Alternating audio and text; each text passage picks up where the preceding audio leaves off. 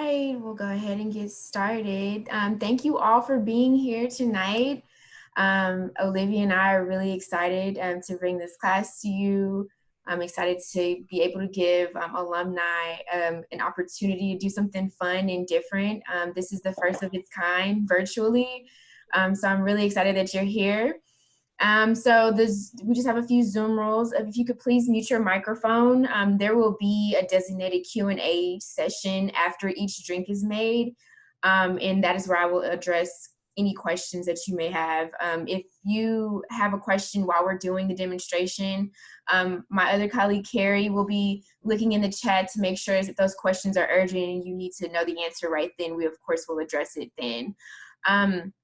If you have any question about drinks or anything like that, or anything you want to be addressed in the Q&A that you don't want to forget, you can go ahead and type that in the chat. I've also included in the chat the recipe cards for this session, so you can have them up on your screen. They will be up on the screen as well, but just in case you want to follow along with your own document up.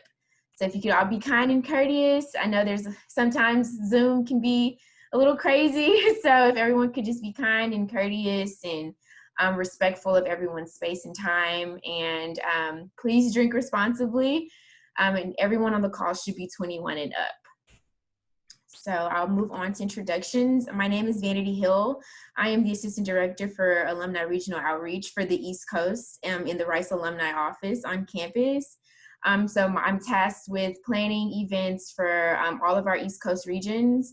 I have 5 major ones right now: Boston, Philadelphia, DC, Atlanta, and South Florida, which is Miami and Fort Lauderdale. But right now I'm planning for everyone. So since we're in this virtual space. So I'm excited to introduce our alumni instructor, Olivia Derr. She is a Martell 2013 grad. She manages a bar in West U. Which I thought this part was cool. She made the top 8 in the 2020 Southeast region of Speed Rack Season 9, which is, correct me if I'm wrong, Olivia, it is an all-female cocktail mixing competition. Yeah, so Speed Rack is, it's nationwide. They've got about 10 different regionals and then a national championship, and it's an organization meant to foster mentoring relationships between self-identifying women in the cocktail industry. Oftentimes we're underrepresented. And so the structure of the competition basically is we get a book of about 75 classic cocktails that we have to memorize. And then going into the competition, each of the 4 judges calls 1 drink. You have to make 4 drinks, racing against someone else as fast as you can. When you get to like the national championship level, it becomes much more about making like balanced drinks, but it's also just a really fun competition meant to build up women in the industry.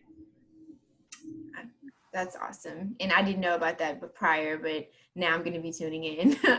Olivia. Nationals for this year have been postponed so far. So Southeast region took place in New Orleans right before the shutdown, so it's all kind of interesting. But other fun fact about the organization, it's a nonprofit, and all of the money that's raised goes to fund breast cancer research. So it's great organization all around. That's awesome. That's awesome. Olivia has also been helping others of all sorts of kitchen and bar experience levels with their home bars and pantries. You can clearly see hers behind her.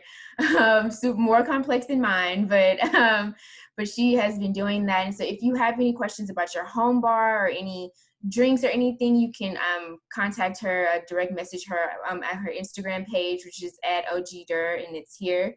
And I will be sending a follow-up email to all attendees. So you will get this information again, just in case you may not have time to look at it right now.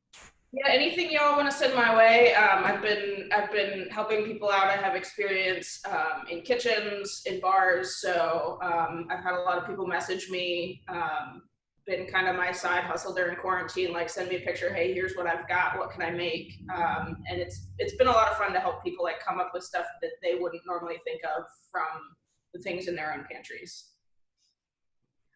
So, Olivia, I'll hand over the floor to you in making the first drink. And so how this is going to work, just a quick reminder. So this will be up here. Olivia's video will be spotlighted. You can change your view to speaker view. I think that would be the most, that would be the best thing, so you can see just her on the screen, so the demonstration is directly in front of you. After she's done making the drink, I'm gonna give you guys some time to enjoy the drinks, and we'll have a Q&A session. And then if we have time, we'll have trivia questions after each of the drinks are made. So I will hand it over to you. Alrighty. Before I get started with this drink, I do just want to mention I got a couple questions about substitutes for peanut butter whiskey. If you're someone out there who like doesn't have it tonight, you can absolutely make this with just a plain whiskey. You're just going to lose that peanut butter flavor. I originally came up with this one after teaching myself how to peanut butter wash rum, and so the peanut butter whiskey was just an easy home substitute for people who didn't want to take the time to learn how to fat wash alcohols. So yeah, any whiskey will do, but you will lose some of the like peanut butter flavor. So to go ahead and get started, I'm just going to take the bottom of my shaker tin, and I'm going to add the whiskey first. It's going to be 1.5 ounces of the peanut butter whiskey. And if you don't have shaker tins at home, something like a gym shaker bottle will work, or any kind of Tupperware that seals really well. You can use anything to shake a drink, really. So if you don't have a shaker tin, there's plenty that you can use around the house. So 1.5 ounces of whiskey, and then peanut butter whiskey, and 1/2 ounce of just a regular whiskey. In this case, I'm just using a plain TX blended whiskey. It helps cut the sweetness of the peanut butter whiskey a little bit. And then my creme de banana.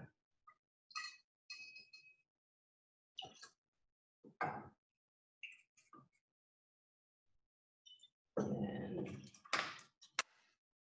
take blackberries. I use about 6 of them, good sized. And then you can muddle with, if you have like a muddler, you can use that, or you could also use the end of a wooden spoon. Anything flat that you can use to macerate something will work.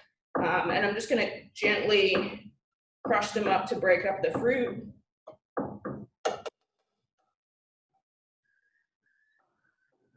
And then for the lime juice, if you've got the smaller Persian limes, shortcut is 1 lime is about 1 ounce of juice, so you don't have to worry about like trying to squeeze your citrus into a tiny measuring cup.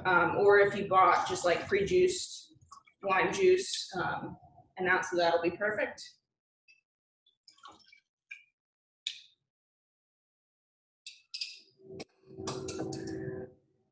And then I'm just gonna put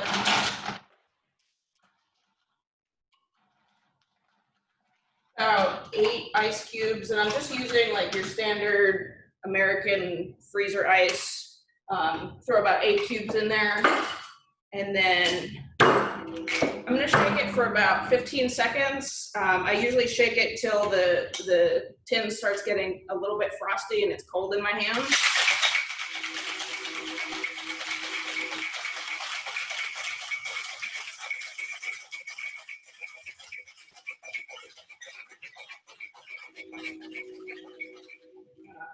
You can kind of see I'm starting to get like a frosty layer forming. And then for this one, I'm going to serve it in a rocks glass, and I'm going to use a big ice cube. If you don't have any kind of like big ball ice cube available, I would recommend using like crushed ice from your freezer. It'll help keep your drink cold as you sip on it. And then I'm just going to use a strainer, and I'm going to let all of those yummy chunks of blackberry kind of filter through. I love the idea of just having like crushed up fresh fruit in your drink. It makes it nice and light and summery.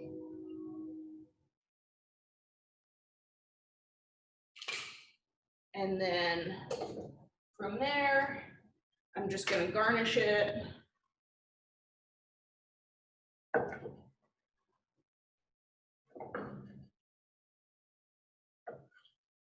with a lime wedge, and I'm gonna put a blackberry on a pick. So there you have it. This one's like drinking a peanut butter and jelly sandwich. If you were somebody who used jelly instead of the fresh fruit, I would recommend cutting your lime juice back a little bit, just to cut back on the sweetness. But it's totally up to you, depending on how sweet you want your drink. So, I guess I'll pass it back to you, Vanity. Sure, awesome. We have one question in the chat so far. Allie asked, what other drinks can we do with the creme de banana if we happen to buy a whole bottle? Yeah, so there's lots of great tiki recipes that use creme de banana. It goes well with rum. So if you wanted to go down a rabbit hole on the internet, looking up like different tiki drinks is where I would start. Okay. Does anyone else have any questions about this drink or drinks in general right now?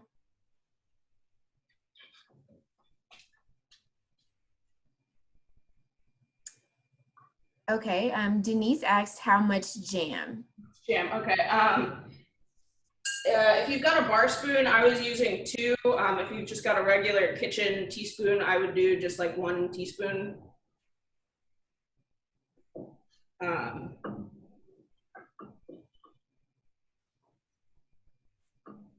Okay, let's see. Well, Laura says, go Olivia. Alejandra asks, where do you get your drink inspiration? Where do I get my drink inspiration? Well, so for these ones, these are all drinks that I came up with on my own for this class. And for this, it was a really simple question to just ask myself, like, how can I put the rice experience in a drink? And like looking at all the aspects of things that I did over my 4 years. This one actually was the one I came up with it before this class was even on my radar.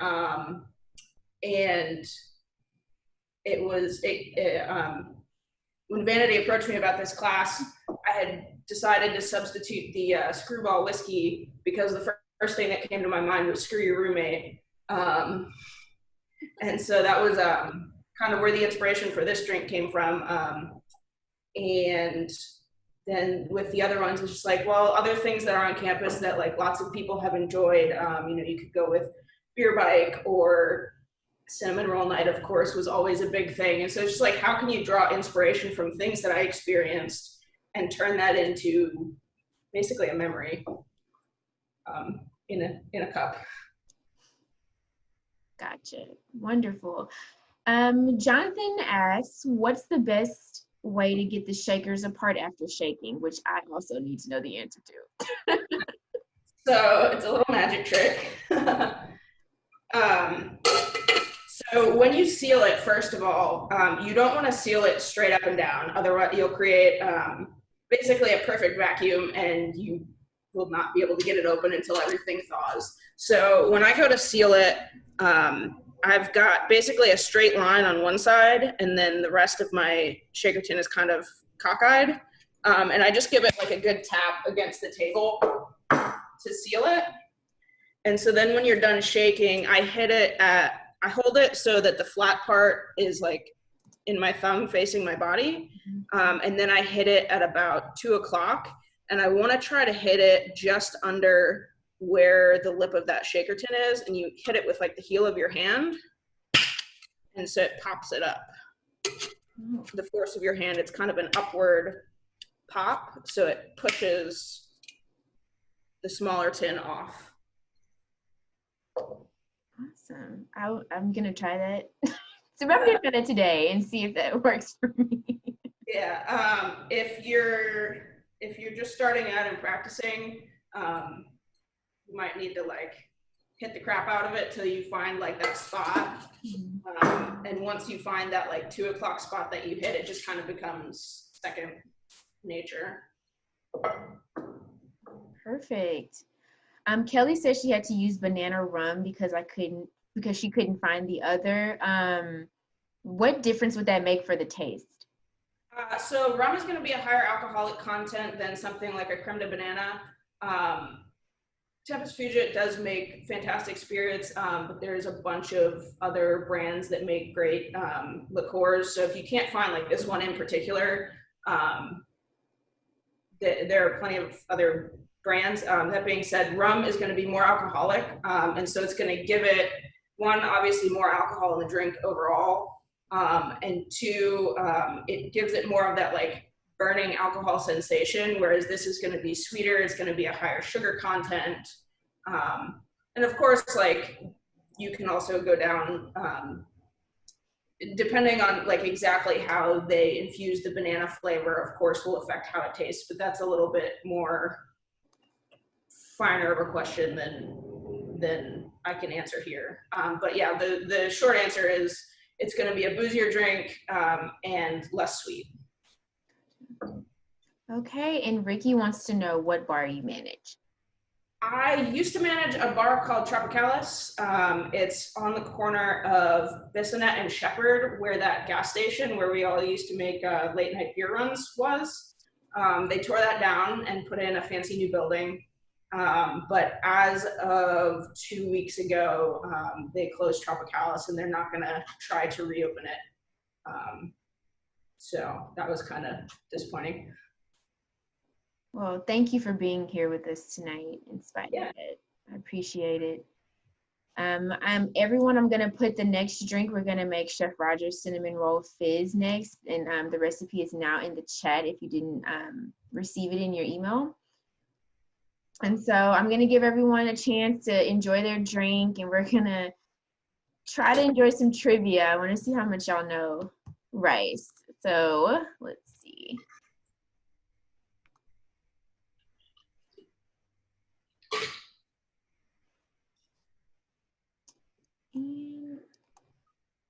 Okay. All right. So first question, you can type it in the chat. You can unmute yourself and say it out loud, whatever works for you.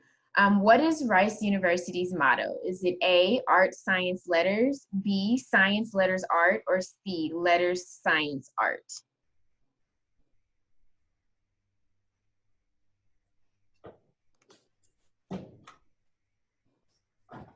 Any takers? Carrie, can you help me out with that in case anyone's in the chat? You can't see it. We got got a few C's, got one B, one A. Okay. Mixed reviews. Okay, all right. The answer is C, letters, science, art. So congratulations to all those who got that right. All right, let's try the next question. How many? So Ricky, Leonard, and Brandy all got it, and Akin. Good job, guys. All right, question 2. How many students were in the first Rice incoming class and in what year?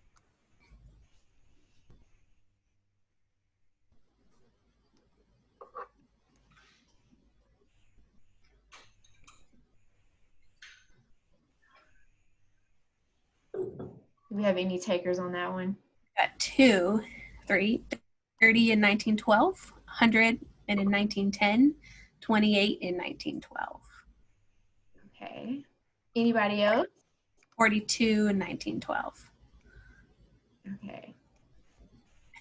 Yeah, that one was a complex one. So the answer is 77 in 1912. So a lot of you got it half correct. Yep, got the year.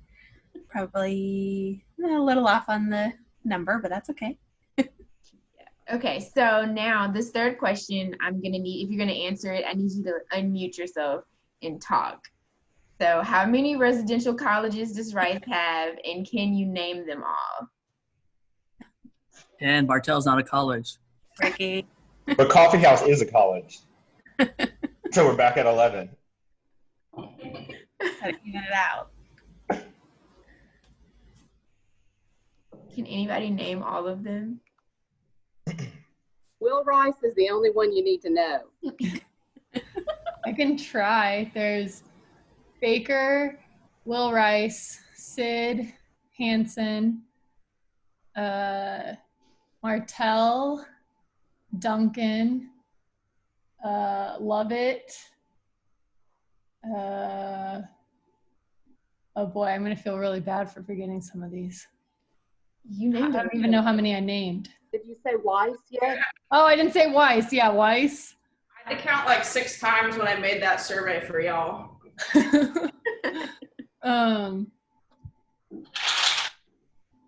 Oh, there we go. Someone answered. McMurtry. Yeah, McMurtry, Brown, One more, I think. Jones. Yes. Coffeehouse. I wish I had a prize for you. I don't, but congratulations. Awesome. Okay. Quick question. Does anyone know what colleges they're like redoing? Not redoing like name-wise, but I know there's a lot of construction on campus. Sid is getting a new building. What is? Sid? Sid. Okay, that's like, because I saw a building going up over there and I knew it was one of them. I just didn't know exactly. What are they going to do with the old Sid? Rumor has it it's going to be some sort of graduate housing. It'd be more fun if they imploded it. Yeah, that kind of stinks for the graduates. Yeah. I believe that is correct for the grad. Right. Okay, Olivia, are we ready for our next one? Believe so. Okay, perfect. So the next one will be Chef Roger's Cinnamon Roll Fizz, which I'm interested to see what you're gonna do with that egg. So I will go ahead and spotlight her video again. Oops.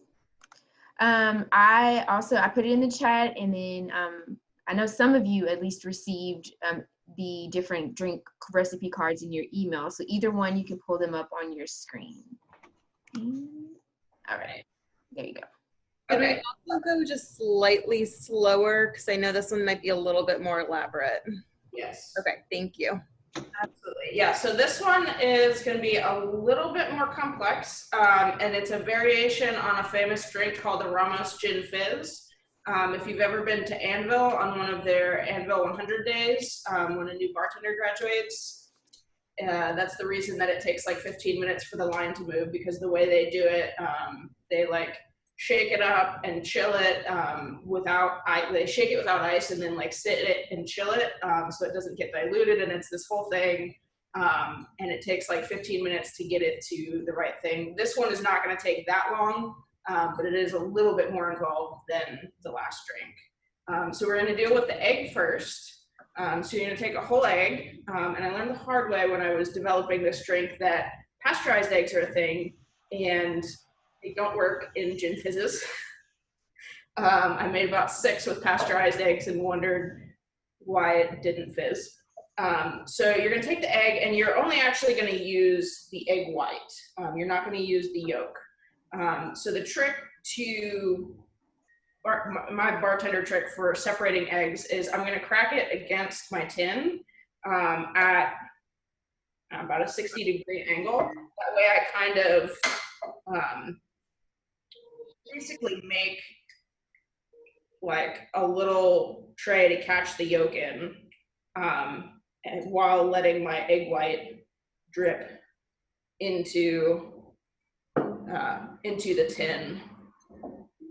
And so you don't have to worry about like getting like all the egg white out. You just need most of it from a medium-sized egg, and you'll be perfect. And yes, when I train a new bartender at my bar, there's an afternoon where I just take like a flat of eggs from the kitchen and say, here, practice cracking them. They just have to sit there and practice tossing their egg yolk back and forth. So does everybody have their egg white?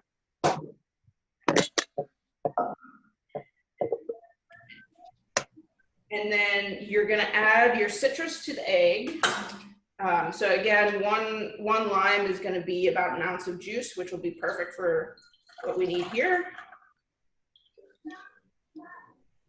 Is there a problem if your egg white is sort of solid? Kind of solid? Yeah.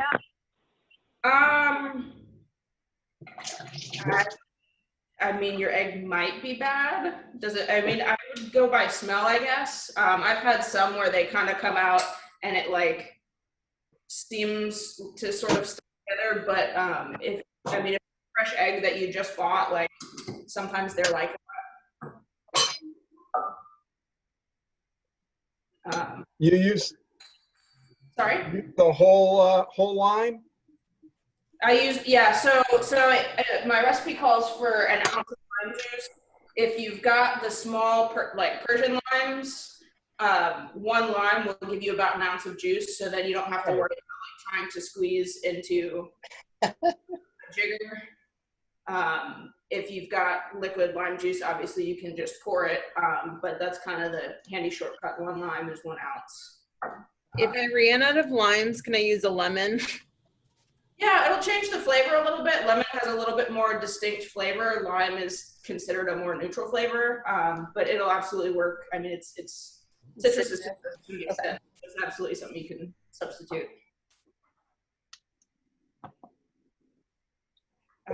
And then once you've got your citrus and your egg white, you're going to go ahead and seal whatever you're shaking in with no ice. And you're just going to shake it for about 10 to 15 seconds. This will emulsify the egg white. Don't be afraid to like shake the crap out of it too. Don't need to be gentle with this one. And then you can get practice cracking your tins. This I would leave. If you notice, I've been building my drinks in the small side and then sealing it, but go ahead and leave everything in your big side if you've got a bar or shaker tin. And then welcome to Zoom. Enter your meeting ID followed by pound. From here on out, it's pretty straightforward. We're just going to add the rest of the ingredients. So it's going to be 2 ounces of gin. Enter your participant ID followed by pound. I'm using a brand called Citadel. I tend to keep it in stock. You are in the meeting now. There are more than 30 participants in the meeting. This meeting is being recorded. Okay, if everyone can mute their video until Q&A, please. Or if you have a question, feel free to unmute in that moment. But yeah, thank you. Okay, so see if I can kind of tilt my screen. So I've got my egg white nice and frothy. And then from here on out, it's fairly straightforward. I'm just going to add the ingredients. I'm using Citadel gin. I tend to keep this as sort of my well gin at home.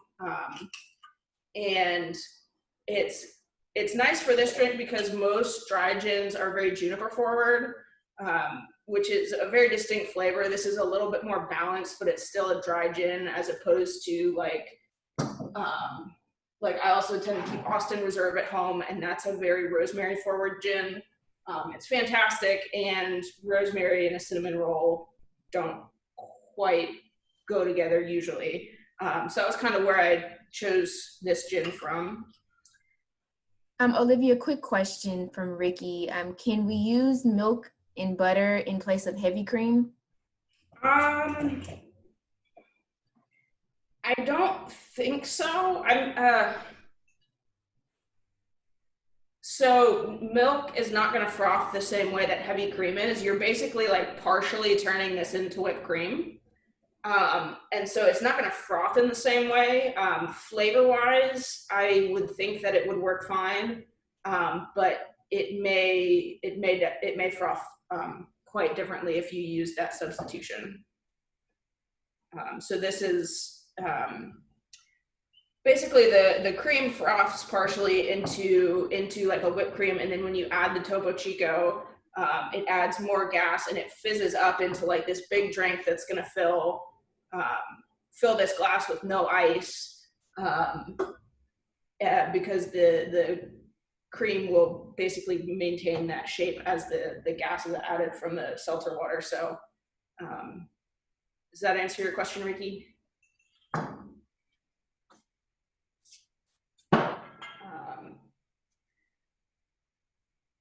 Okay, so I've added my gin, and then I'm just gonna add everything else. So I've got maple syrup here. Okay, question about the maple syrup, dark or amber maple syrup? Doesn't matter, whatever you got. You could probably also use honey or agave in this. It's gonna give it a little bit lighter and sweeter of a flavor. If you think about like putting honey on pancakes versus putting like maple syrup on pancakes, you could definitely substitute a different sweetener, but as far as like maple syrup goes, it's not going to make a huge difference in your flavor. And one more question. Approximately how much is a bar spoon's capacity? I know you mentioned if you could use a teaspoon as well. Yeah, so for like 1 bar spoon, I would do about half of a regular teaspoon. So, and then I'm gonna go ahead and add my cream.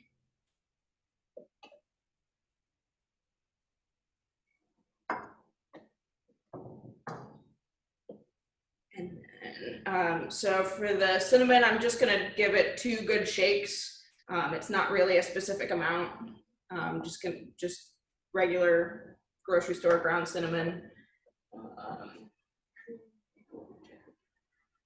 And then I've got my Campari. If you don't have Campari, you could substitute a little bit of any orange liqueur, or it really can be left out. It's not gonna make or break the drink in the same way that like, oh, I don't have gin is gonna change the drink. But it is a nice touch if you've got it.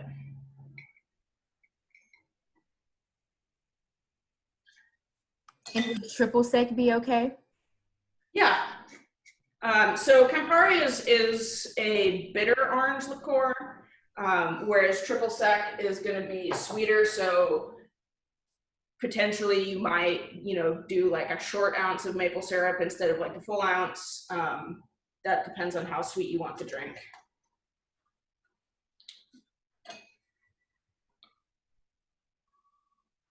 Okay, so there's my vanilla.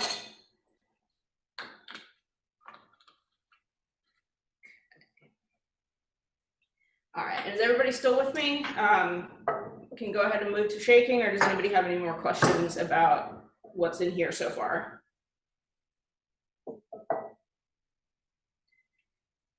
All right, so for how much seltzer water? Sorry? How much seltzer water? Just like a splash, or fill Yeah, it up? but that's the only thing you don't want to add yet. So I've got my Topo here. That's going to go in at the end. If you try to shake a drink with seltzer, well, imagine what happens when you shake a bottle of Coke and then open it, it explodes. So if you try to shake with the Topo, you will probably pop whatever you're shaking with open. And you didn't add ice in there, right? I'm about to. Okay. Yeah, so for this one, we're gonna shake until the ice is gone. And if you're using like regular fridge ice, I would do about 3 cubes. If you've got like the fancy like 1-inch rocks, I would use maybe 1 or 2 of them. And this one, you're gonna shake till the ice is gone, and then you're gonna shake for about 10 to 15 seconds beyond that. And the point of that is the ice is gonna chill and dilute the drink, and then that dry shaking, once the ice is gone, is going to continue to froth it up and like start making that whipped cream sort of texture. So I'm gonna go ahead and shake.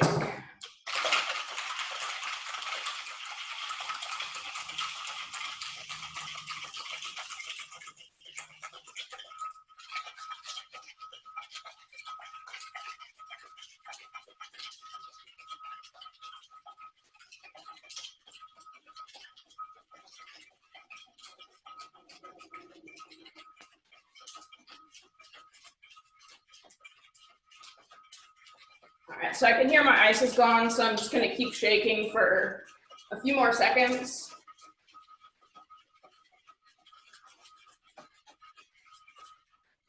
Okay.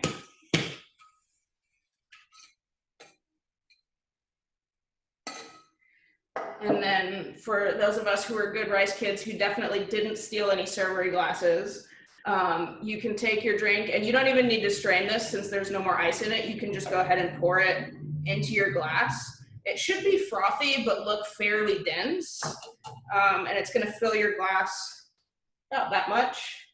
And then now is when you're going to take your Topo Chico, and it should be about 2 ounces, but I mean you can fill your glass to whatever level that you want.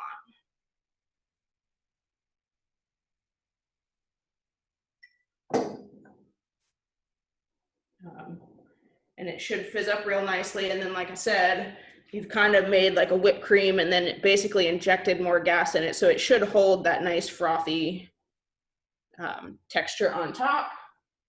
And then if you like, you can garnish it with another dash of cinnamon on top.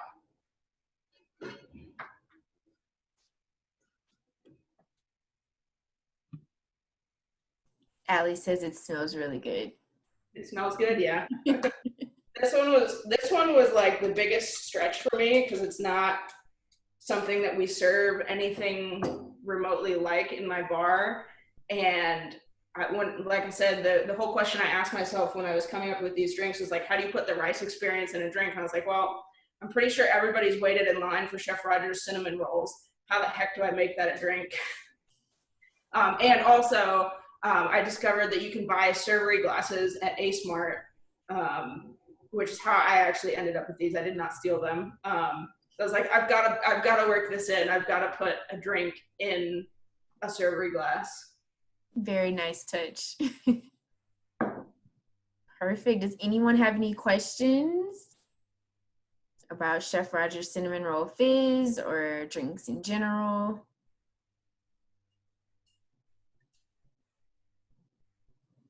No? Okay, well, I'm going to give you some time to enjoy this drink. Oh, we have one. Heather asks, can we use soda water instead of seltzer water? Yeah, absolutely. Basically anything that's a plain like carbonated water, just looking for something that's like, that doesn't have quinine, like not a tonic. Certainly you could use a tonic, but again, it's got a slightly different flavor if you've ever tasted like plain tonic water versus like a Topo Chico or LaCroix or whatever your brand of seltzer water is that you drink. If you were to use like a tonic versus that, it would be a little bit different. But yeah, anything plain and carbonated will work. Perfect. Karen says, we wish we were young enough to know about Chef Roger's cinnamon rolls. I wish I had been around to know about these cinnamon rolls. All right, if there's no more questions. Oh, well, here's one from Brandy. Okay. Have you ever made a drink that was so bad you couldn't drink it? Have I ever made one? Probably. I mean, certainly I've made a couple prank drinks on purpose for people, like, here, drink this. It's great. You'll love it. And, you know, but I don't think I've ever made that one that was like so bad I couldn't drink it. I put a milk punch on the menu at Tropicalis over Christmas, which a milk punch, basically you intentionally curdle milk and then filter it out. And it's something that plays very nicely with like all kinds of holiday warming spices. So I put all this like rum and mezcal and cinnamon and cloves in this milk mixture and curdled it. And I went through several iterations of that recipe. And the first one definitely came out interesting, and like learning how to like purposely curdle milk and then like efficiently filter all of the curdled stuff that you don't want to drink out. That was definitely an interesting learning process. That is hilarious. Brandy also asks, what's a good prank drink for others? There's one, I've seen a couple where bartenders, like, if somebody is being a jerk, like pick up those like mats with the like that they make drinks on, basically, and just like pour it into a shot glass. Here you go. And then I've also seen it's called a cement mixer, and basically along the same lines as like milk punch, you put a bunch of like citrus and stuff that'll curdle milk, but you make it into like something that you bomb. And so then when you're like, here, just like drop this in and drink it, and they drop it in, and then the milk curdles, and then that's why it's called a cement mixer. That is amazing. I would say give them a fireball. That would be a prank. Okay, Alejandra asks, if you could only have one drink ever again, what would be your cocktail of choice?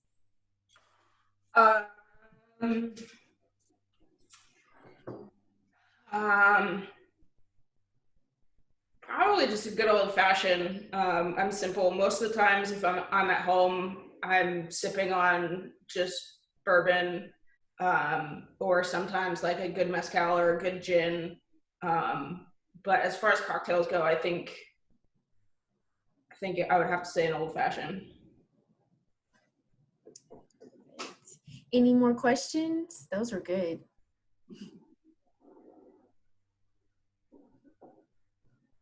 No? Okay, we have a few more minutes for some trivia. I know y'all were excited about that. Let's see. I will share my screen again. Oh, okay. Jonathan asks, do you smoke to make any cocktails? What does that mean? Do I smoke cocktails? Is that what the question is? Perhaps. Yes, let's go with that.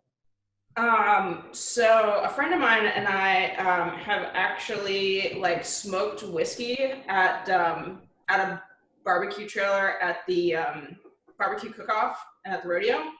A couple years ago, we smoked some whiskey, and then we smoked strawberries and pineapple. Those we ended up turning into like sauces and like syrups that we used. We're pretty sure we messed up the whiskey and smoked it too hot, so it's just like this nice smoky non-alcoholic whiskey. So that kind of backfired on us. I don't like have a cedar board or anything at home where I would like smoke my glass before I make it, but I've had that before. I just don't have it at home. I too have tried that before and I really liked it, but I don't have the plank at home and I didn't want to, burn the house down. So yeah, I need to buy myself a lighter so I can at least like flame my orange peels, but I haven't been not lazy enough to do that yet. If you did want to buy a plank so you could smoke things on, where would you purchase that? I wouldn't be surprised if you could get a smoking plank at like maybe a fancier Kroger or H-E-B, like a fancier grocery store. If you're someone who has access to like an A-Smart, I also wouldn't be surprised if you could get it there. And surely you could find it on Amazon or cocktail websites. Or even like if you know somebody who does woodworking, like if you're looking for cedar, all you need is like a decently planed piece of cedar. So, check your local even hardware store. Perfect. All right, let's do trivia. I'm going to share my screen.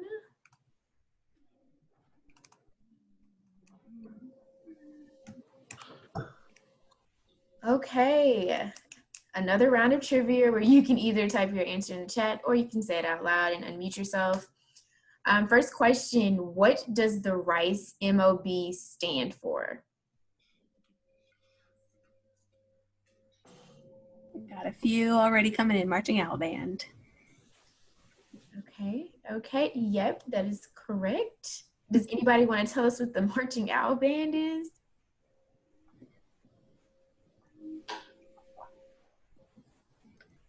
because it's very different from the Golden Band from Tigerland. Go Tigers. I just had to put that in there. I am an LSU grad. Twice. Looks like everybody's, yep. Got Scatterband. Everyone's got it. Scatterband that likes to rightfully taunt other institutions from Brandy. Perfect. All right. Question number 2. How many Rice Owl athletes were selected in the 2012 MLB draft? Leonard's coming in with 5. Ricky says 2. Ken says 3. Anybody else? Anybody else? 7 from Heather. 6 from Amy. 4, Taryn. Okay. The answer is 8. So Heather, you were the closest. So close. Okay, and the last one. Myth says if you walk through the Sally Port between matriculation and commencement, you will A, never graduate, B, not graduate on time, C, fail your classes, or D, never find a date. Oh dear. Got a couple of B's, couple of A's, all of the above. Kyle. E, assuming you're past 1990 from Heather. Okay, yes, the answer is B, not graduate on time. I thought it was never graduate, but no, I know. Or if you ask Kyle, it's all of the above. All So of just them, don't do it. The risky business. Perfect. Let's see.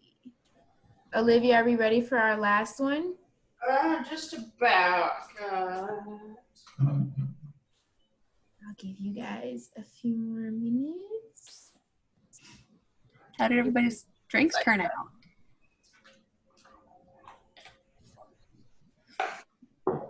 I'm still busy. At least that's a success, I would have to say. Yep. Definitely.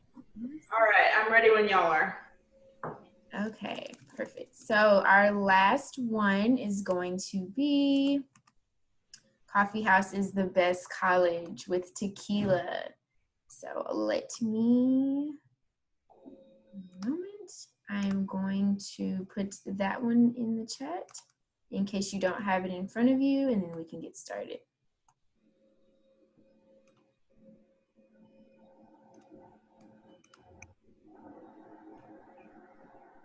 Okay. All right. So, I made some coffee beforehand. That's what's in my coffee cup here. For this one, it's going to be about a 10 to 12 ounce drink. If you've got kind of an oversized coffee cup, you'll either have like room for extra whipped cream if you want it, or you could certainly add more coffee if you wanted. It'll just make it a less boozy, stronger coffee flavored drink. And so whatever coffee cup you've got will work fine. So we're going to start, and this one I'm actually going to build in the glass. I'm not going to use my shaker tins for the drink part. So you're actually going to pour everything directly in whatever you're going to drink it out of. So I'm going to start with 6 ounces of coffee. Can everyone see Olivia? Yes. Kind of here. Because I can't see you anymore. No? Okay, there we go. All right.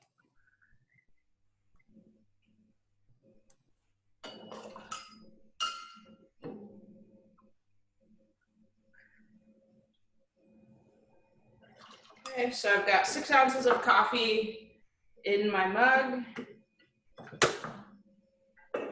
And then I'm gonna add my tequila next. This is Corazon tequila. It's a reposado, which means it's been aged for longer than 6 months, but less than 3 years, I believe, is the designation for reposado. So it's gonna kind of relax the flavor a little bit, make it a little bit more mellow. And it's just gonna be 2 ounces of your tequila.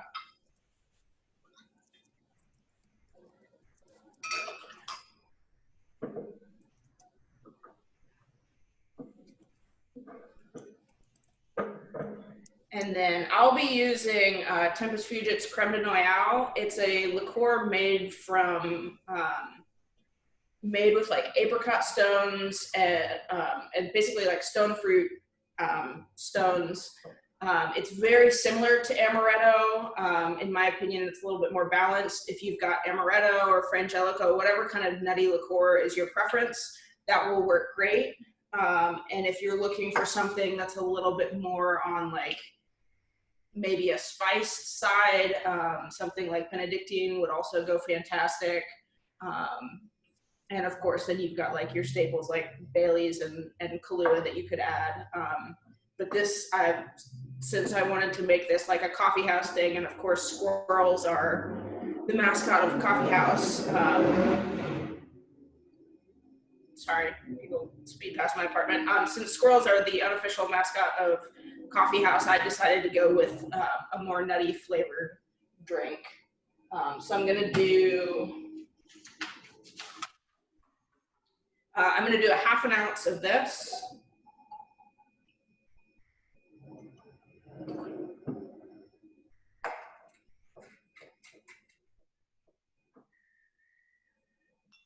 And then as for the honey, I wrote in a 1/2 ounce into the recipe. It's gonna put it a little bit on the sweeter side. So if you're somebody who doesn't want it as sweet or likes a boozier drink, I would say just do like maybe a teaspoon or less. But the honey in this one is quite subjective to how sweet you like your coffee, basically.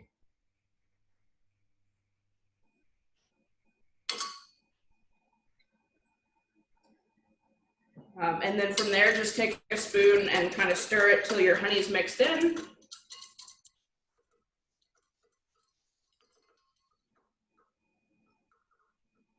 I've been mixing my roommate drinks throughout quarantine when I get bored. I keep telling him it's because I can't lose the calluses on my stirring fingers. So I have to just like keep stirring drinks so I don't lose it when I go back to work. And then, so this is ready for whipped cream. If you've got whipped cream in a can, go ahead and just squirt some on there and you're good to go. If you're gonna hand whip it, you'll use probably about 2 ounces per drink, but it's very difficult to whip that little of cream. So I would recommend whipping at least like 6 ounces, maybe even a cup of cream. You'll end up with extra whipped cream, but who doesn't love fresh whipped cream for like ice cream or coffee or whatever. If you want it to be on the sweeter side, you can definitely add a pinch of sugar to your cream, or you can just whip the cream itself.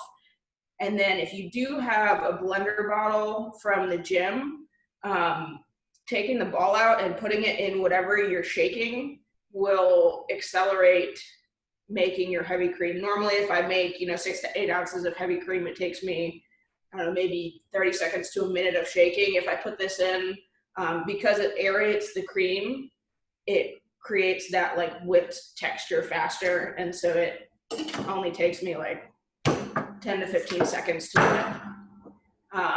And this is kind of totally subjective. I have a pretty good sense of it now, but I learned how to hand whip cream like this. And like, in terms of timing when it's going to be done, it's not like the ice where you can feel that the ice has stopped shaking. You can kind of feel that the milk has congealed, but really just like crack your tin, see if it's a texture that you like. If it's not, go ahead and seal it up and shake it again. It's kind of just a learning curve as far as that goes. Olivia, do you think this would also work with hot cocoa? I'm not a big like nuts and chocolate person, but I mean, if you're somebody who likes like hazelnut chocolate or like chocolate covered almonds, absolutely this could work. I do remember that somebody asked about not having coffee. You could also do it with like a black tea,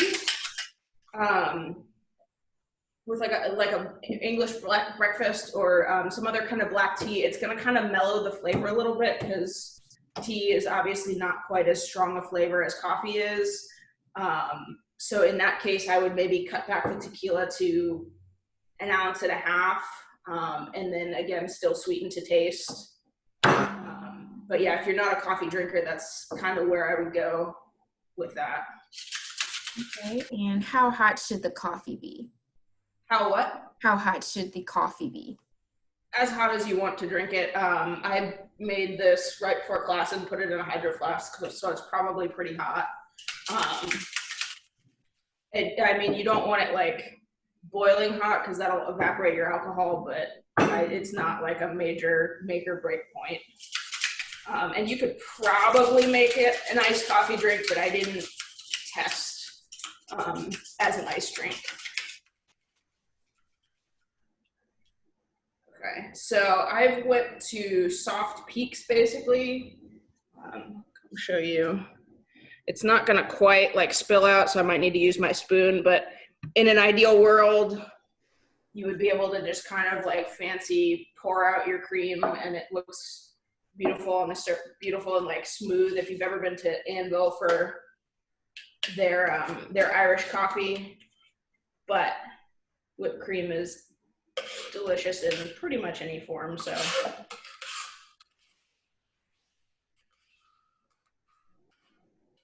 And again, you can put as much or as little on as you want.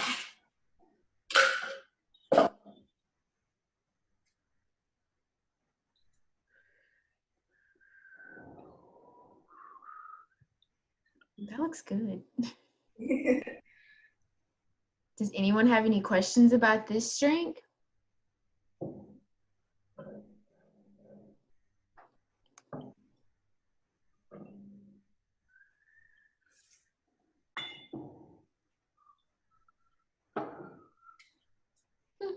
Laura says beautiful. Thanks, Laura. Laura very kindly was the one that gave me the tequila. So thank you, Laura. Thank you, Laura. Okay, Heather asks, which one is your favorite? That's a hard question. I made them all. I like them all. I would say that the coffee one is more in line with like what I tend to drink. I tend to drink a little bit on the boozier side. Like I said, if I'm at home, I'm usually sipping on some kind of just liquor on the rocks, or an old fashioned or a Oaxacan old fashioned. So I would say this is kind of less sweet than the rest of them, naturally. And so that's kind of what I would gravitate towards drinking. That being said, I put a lot of effort into making all these, and I'm pretty proud of all of them. Brandy and Allie said thank you for the class, and Amy as well. Heather asks, she says hers is the Fizz. Wait, mine is the Fizz because I would never have used an egg white on my own. Yeah, that's one that kind of blows a lot of people's minds at home. The egg whites are used to create that froth. Basically, when you emulsify it, it creates that that frothy surface that maintains. Like if you shake a drink real hard and like aerate a liquid, and you pour it out, like it'll be frothy on top, but then because it's just water, basically just water, it will all the bubbles will pop and settle out, and it's just a regular drink. But the egg white holds that foam very nicely. So yeah, that one I figured would be the most different and fun for everybody to kind of learn about. Yes, you are getting a lot of thank yous. Karen said she really liked the first one and so did her husband because it disappeared. Yeah, that one, like I said, that one I came up with before y'all had even approached me about doing this class, because one of my mentors, the head bartender at Duff & Co. In Denver, she was also a speed rack competitor a couple years ago, and she posted something about like learning how to fat wash alcohol. I was like, ooh, that sounds like fun. I'm bored. And so I made a riff on a drink that she posted, and then it's like, yeah, this is great. That's awesome. Denise says they were all amazing. Kelly says she doesn't love peanut butter and banana combos, but she didn't expect to love the first one, but it was her favorite. So thank you for opening her eyes. Yes. Well, Caleb and Denise, happy anniversary. They were some alum friends of mine, and they told me I'd be making their anniversary drinks tonight. That's perfect. Thank you. Thanks, Olivia. Yeah. Hey, Caleb. I appreciate y'all kind of going out on a limb. That's one of the fun things about being a bartender is like making drinks for people that, you know, with egg whites or no, I don't usually like, you know, peanut butter banana. I had a couple friends that I know like text me like, hey, what if I don't like this? I was like, it's not a banana drink, I promise. You know, and so it's really fun to be able to open people's eyes and kind of incorporate new things for them. In ways that they never thought about. Yes. Akeem says thank you so much. He will definitely be reusing these in the future. Hey, Akeem, he's one of my Philadelphia regional volunteers. So everyone wave at him. I'm from the Philly area, so what's up, Philly? Oh, that's so cool. I loved Philly when I went for the first time, and I think that was December. Fell in love. Also, I did get one question on my survey ahead of time about mezcals. This is what I've got at home right now. It's a label called U-Ball or U-Bale.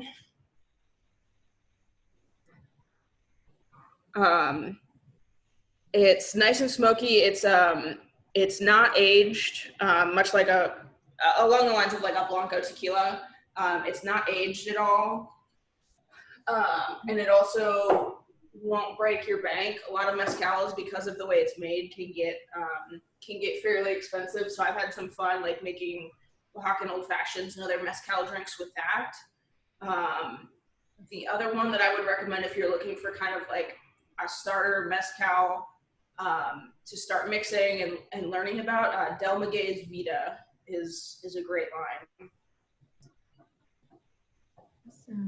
Awesome. Amy says thank you. She loved all the drinks. And Ashley says thank you for the introduction to some really cool cocktails. Yeah, absolutely.